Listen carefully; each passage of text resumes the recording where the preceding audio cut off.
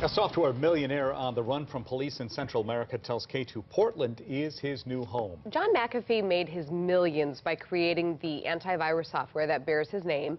But these days he's making headlines for completely different reasons. KATU's Emily Sinovic chatted with McAfee today. So what exactly brought him here, Em? Well, it's a long story, and if you listen to the story, you're bound to think, or a lot of people think, he's nuts. Government corruption, terrorists, poisoned dogs, a murdered neighbor, a body double, and that's not even the half of it. But McAfee swears he doesn't have a screw loose, and he doesn't care what people think. We met McAfee outside the downtown Portland hotel he calls home for now. Do some people think you're crazy? Do you think that? I think most people think I'm crazy. And you're okay with that? Absolutely. Thoughts change overnight. You get a new piece of information and suddenly the world opens up. So it doesn't matter if they think you're crazy or if they love you. If they love you, they'll hate you in a year. If they hate you, they'll love you in a year.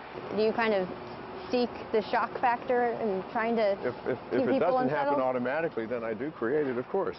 I have a story to tell, and I can't tell it if people don't listen. And people will not listen if it's a sweet story. They just will not. People don't like sweet. Not for long.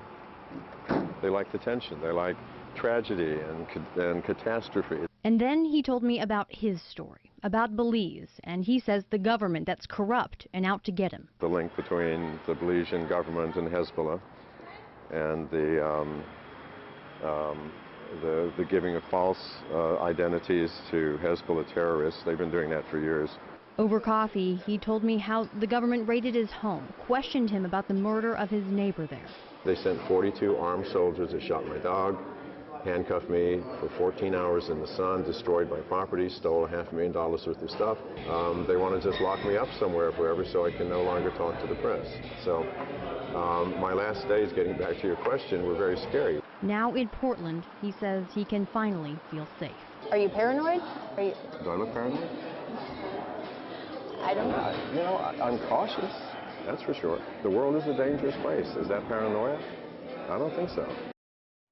A really interesting interview, a fascinating person really to listen to. Of course, we couldn't fit everything into just a couple of minutes of television. We've got the full transcript on our website at KATU.com. And there's lots there. Oh, a lot. Thank you very much.